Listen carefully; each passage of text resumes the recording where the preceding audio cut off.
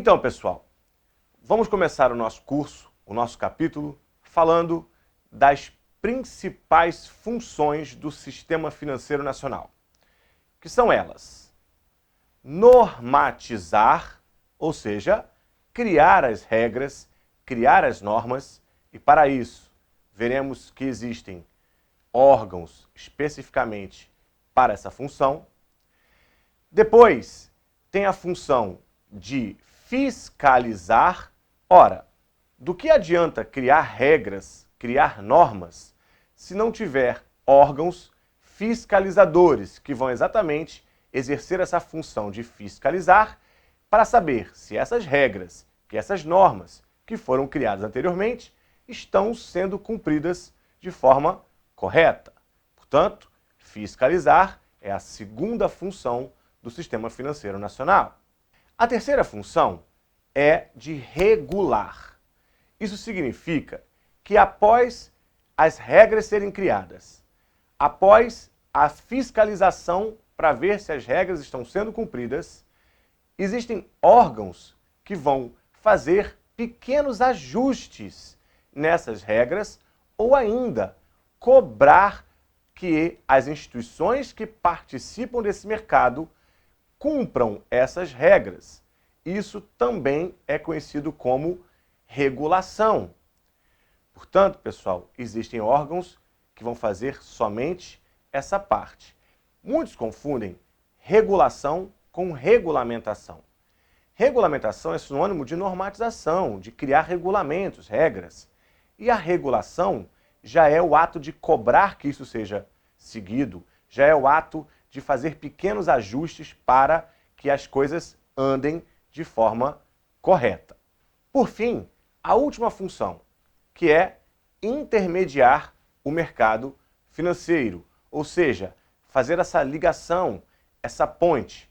Vamos entender já já exatamente o que significa a intermediação do mercado financeiro.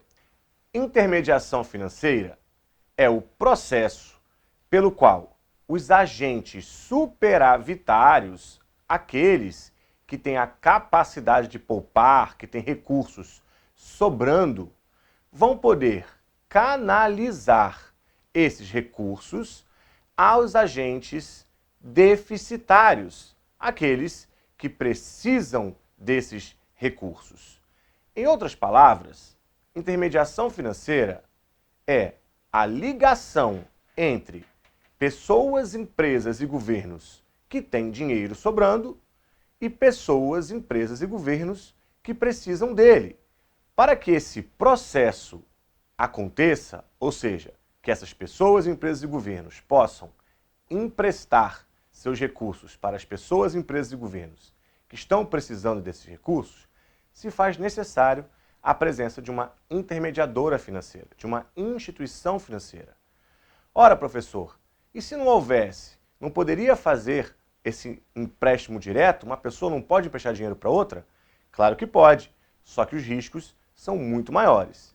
Portanto, essa instituição financeira, ela assume esse papel e faz a captação dos recursos dessas pessoas, empresas e governos que têm dinheiro sobrando e depois empresta esses recursos para essas pessoas que estão precisando desse dinheiro, essas pessoas, empresas e governos. Vamos entender melhor esse processo de intermediação financeira através de um infográfico num slide que veremos a seguir. Preste atenção. Observe agora um exemplo de intermediação financeira. O agente superavitário, aquele que tem a capacidade de poupar dinheiro, que tem o dinheiro sobrando, precisa então fazer uma aplicação, um depósito numa instituição financeira. Ele vai até essa instituição financeira, então, para fazer o depósito. Aos olhos da instituição financeira, o nome dessa operação chama-se captação. Por quê? Porque nós estamos estudando no viés da instituição financeira. Então, ela, quando recebe esse dinheiro do investidor, do agente superavitário, ela faz uma operação de captação, ela capta recursos. esta instituição financeira, por sua vez, vai remunerar esse agente superavitário a uma taxa relativamente pequena, conforme já conhecemos.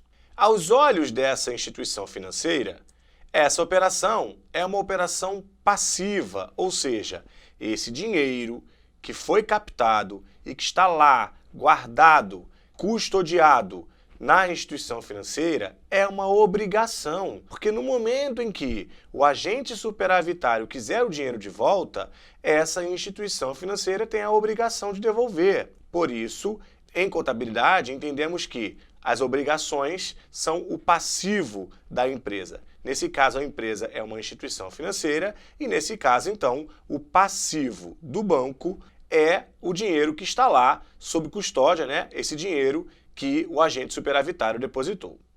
Em seguida, essa mesma instituição financeira poderá, então, emprestar, né, o dinheiro para o agente deficitário, aquele que está precisando de dinheiro.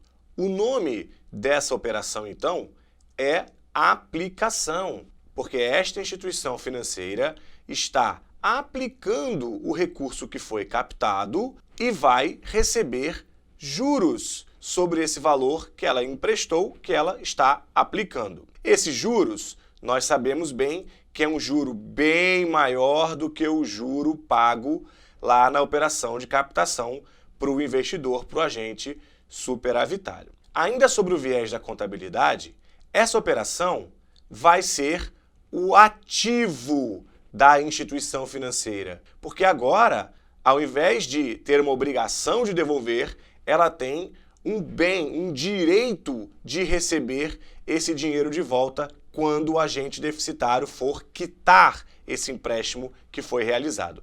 Por isso, essa operação é o ativo da instituição financeira.